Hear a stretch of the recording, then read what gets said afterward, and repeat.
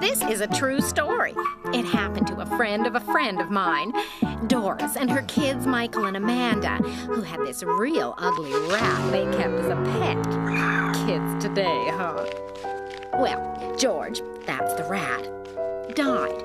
He was chasing a Doberman. If you knew George, you could see how he could scare the bark out of any dog.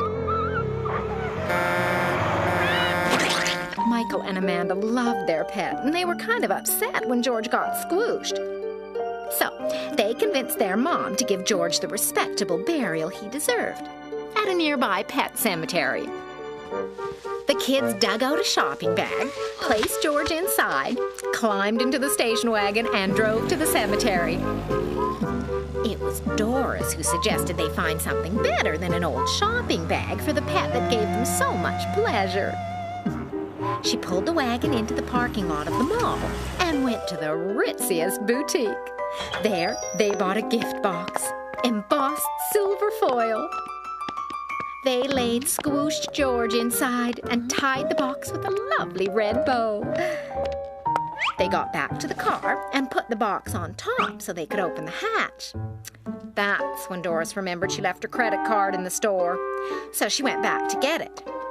The kids, Amanda and Michael, got bored, so they started playing tag, running all over the place. No one gave a thought to the fact that George, in his fancy box, was sitting out there on top of the car. No one, that is, but Sonny the Swipe. He's the guy who had all those little problems with the police when he was a teenager.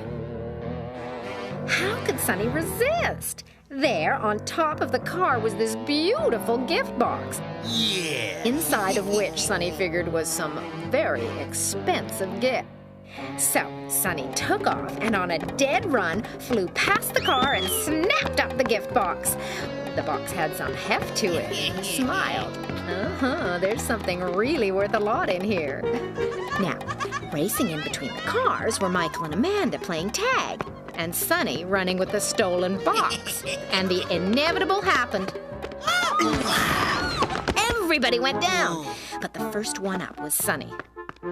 He ducked into the men's room, still clutching his loot, and he was all alone. A perfect opportunity to see what he'd gone through all the trouble for.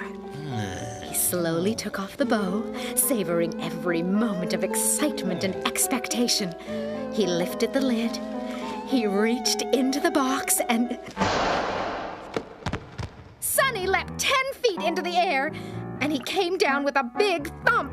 The next guy to come in saw Sonny laying there and called an ambulance.